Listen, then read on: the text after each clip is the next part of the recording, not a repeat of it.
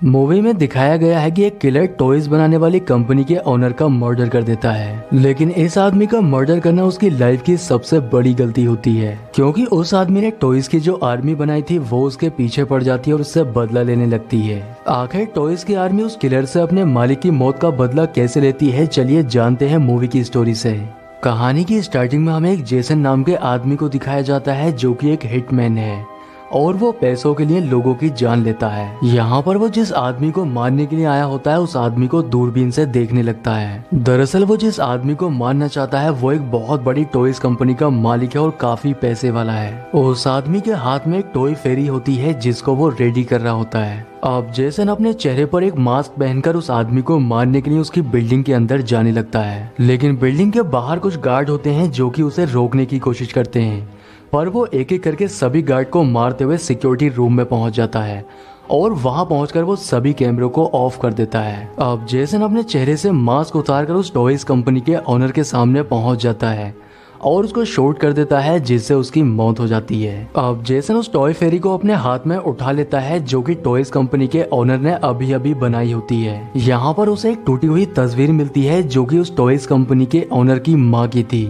और उस तस्वीर के नीचे कुछ लिखा होता है, पर जेसन उस पर ज्यादा ध्यान नहीं देता है। अब वो उस टॉय फेरी को लेकर फ्लाइट में बैठ जाता है और अपने घर आने लगता है और इसके साथ ही वो अपने क्लाइंट को भी बता देता है कि मैंने उस आदमी को मार दिया है। अब जेसन जब एयरपोर्ट पर पहुंचता है तब वो देखता है कि उसने जिस आदमी को मारा है और उसके मरने की खबर पूरे शहर में फैल चुकी है। यहाँ पर वो एक लड़की को देखता है जिसके पास एक टॉय होता है और ये वैसा ही टॉय है जैसा उसने उस टॉयज कंपनी के ओनर के घर पर देखा था। ये देखकर वो थोड़ा हैरान भी हो जाता है, लेकिन वो इस बात पर ज्यादा ध्यान नहीं देता है। पर उसकी नजर जब और भी लोगों पर जाती है तब उनके हाथ में भी वैसे ही टॉयज थे जैसे उस टॉयज कंपनी के ओनर के घर पर उसने देखे होते हैं। अब जेसन अपने घर पहुंचता है और उस टॉय फेरी को अपने रूम में रख देता है जो कि वो उस मरने वाले आदमी के घर से लाया था, क्योंकि वो जिस आदमी का भी मर्डर करता है उसके घर से कोई ना कोई चीज उठाकर लेकर आता है जिससे वो उस चीज को अपने घर में उस आदमी की यादगार के तौर पर रख सके।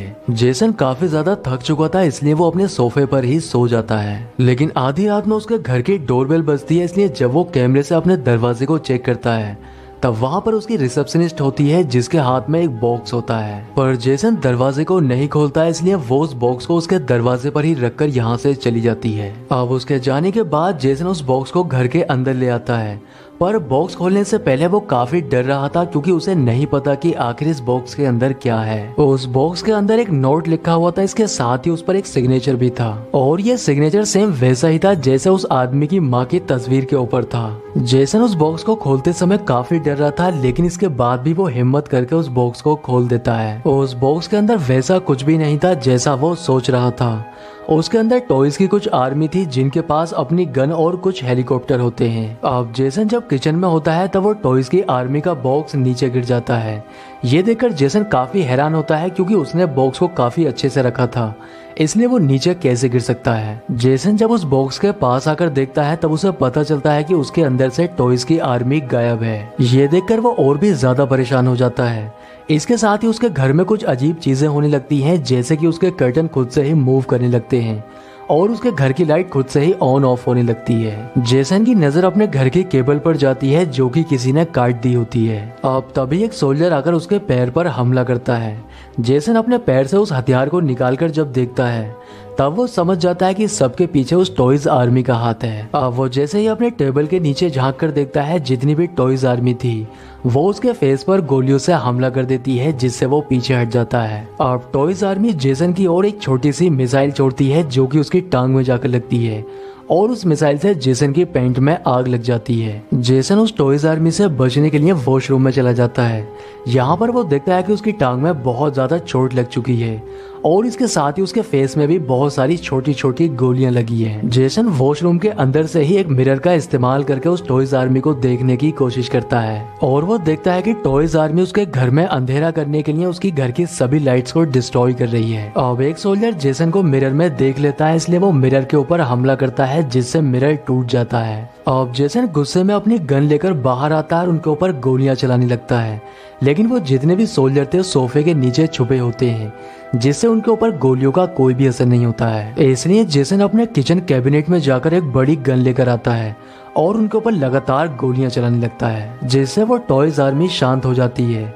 और इसी बात का फायदा उठाकर जेसन सोफे के सारे कुशन हटा देता है और सोफे को गोलियों से छलनी कर देता है। इसके बाद जेसन सोफे को पलट देता है और वो देखता है कि बहुत सारे सोल्जर्स मारे जा चुके हैं और जो सोल्जर्स जिंदा बचे थे वो अपने साथियों की मदद कर रहे थे। वो उनको अपनी जीप में बैठाकर यहाँ से भागने की कोशिश करते हैं। ये देखकर जेसन को अपनी आंखों पर यकीन नहीं होता है।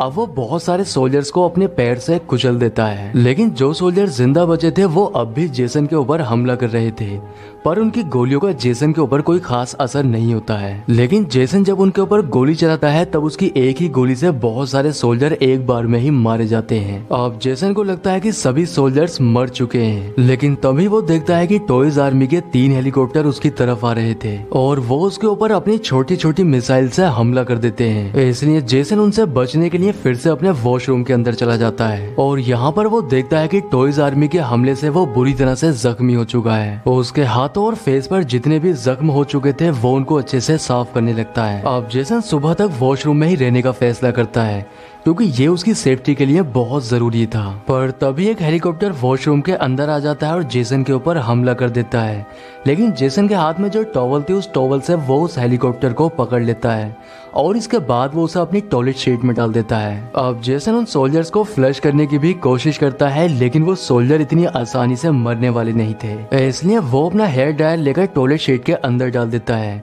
जिससे एक इलेक्ट्रिक शॉक लगता है और सभी सोल्जर मारे जाते हैं। अब जो सोल्जर बाहर थे वो वॉशरूम के अंदर एक लेटर फेंकते हैं जिस पर सरेंडर लिखा होता है। जेसन उनकी समझदारी देखकर बहुत हैरान था कि आखिर एक टॉयज आर्मी ये सब कैसे कर सकती है। अब जेसन भी उनको रिप्लाई देता है जिसमें वो सरेंडर करने से मना कर देता है। जेसन जब दरवाजे से बाहर झांककर देखता है तब उसे पता चलता है कि टॉयज की आर्मी उस पर हमला करने के लिए एक टैंक तैयार कर रही है। अब इससे पहले वो कुछ समझ पाता है, टॉयज की आर्मी टैंक से उसके ऊपर गोली दागने लगती है, जिससे उसके वॉशरूम का दरवाजा टूटने लगता है। जेसन अपनी जान बचाने के लिए खिड़की से बाहर चला जाता है, लेकिन वो यहाँ से भाग नहीं सकता था क्योंकि ये 14th फ्लोर होता है। अब वो धीरे धीरे बालकनी तक पहुंचने की कोशिश करता है, लेकिन तभी एक और हेलीकॉप्टर आकर उसके ऊपर हमला कर देता है, लेकिन जेसन के हाथ में एक गन थी जिससे वो जैसे ही उसके ऊपर फायर करता है वो हेलीकॉप्टर क्रैश हो जाता है। दूसरी ओर टॉयज आर्मी के सोल्जर अपनी गन विंडो की ओर पॉइंट करके जेसन के अंदर आने का इंतजार कर रहे थे, लेकिन जेसन दूसरी ओर से अंदर आ जाता है और उनके ऊपर हमला कर देता है, जिससे टॉयज आर्मी के कुछ सोल्जर यहाँ से भागने लगते हैं। पर बहुत सारे सोल्जर अभी भी उसके ऊपर हमला कर रहे थे, इसलिए वो एक लाइटर और फायर स्प्रे लेकर उन सोल्जर्स को जला देता है और जो सोल्जर्स उसके घर में छुपे हुए थे उनको भी ढूंढकर मारने लगता है। अब जितनी भी टॉयज आर्मी थी उन सभी को मारने के बाद वो उनको काउंट करने लगता है और काउंट करने के बाद उसे यकीन हो जाता है कि जितने भी सोल्जर्स थे उसने सभी को मार दिया है, लेकिन बॉक्स के ऊपर बोनस सरप्राइज लिखा था जिस पर वो ध्यान नहीं देता है। अब जेसन रिलैक्स होने के लिए पूल के अंदर चला जाता है, लेकिन तभी पूल के अंदर उसके हाथ की नस कट जाती है।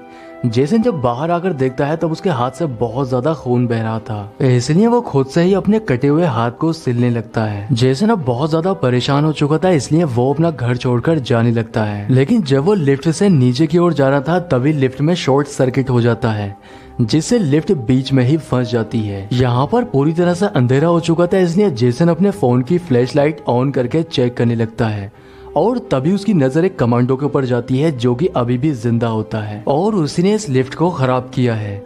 अब इससे पहले जेसन उसे पकड़ पाता वो यहाँ से भाग जाता है। जेसन इस लिफ्ट की सीलिंग को ओपन करके बराबर वाली लिफ्ट में चला जाता है और नीचे जाने लगता है, लेकिन ऊपर से गिरने की वजह से उसके बहुत ज्यादा चोट लग चुकी थी जिससे वो ठीक से चल भी नहीं पा रहा था। अब तभी वो कमांडो भी यहाँ पर आ जाता है और जेसन के सीने पर बैठकर उसके चाकू से हमला करने लगता है, लेकिन उसके चाकू से जेसन के कोई ज्यादा असर नहीं होता है, इसलिए वो उसे हाथ से नीचे गिरा देता है। अब जेसन उस कमांडो को पकड़कर उसके सर को लिफ्ट के दरवाजे के बीच में देता है, इसलिए लिफ्ट के दरवाजे जब पास में आते हैं तब उसका सर फटने से उसकी मौत हो जाती है। कमांडो को मारने के बाद जेसन बहुत खुश होता है और उसे लगता है कि अब वो पूरी तरह से सेफ है, लेकिन तभी वो देखता है कि उस कमांडो की बॉडी के अंदर एक बॉम्ब लगा है।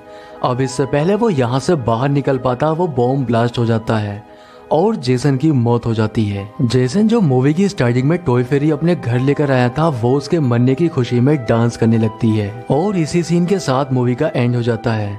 दोस्तों अगर वीडियो पसंद आया है तो वीडियो को लाइक और चैनल को सब्सक्राइब जरूर करें। तो मैं आपसे मिलता हूँ किसी नेक्स्ट वीडियो में।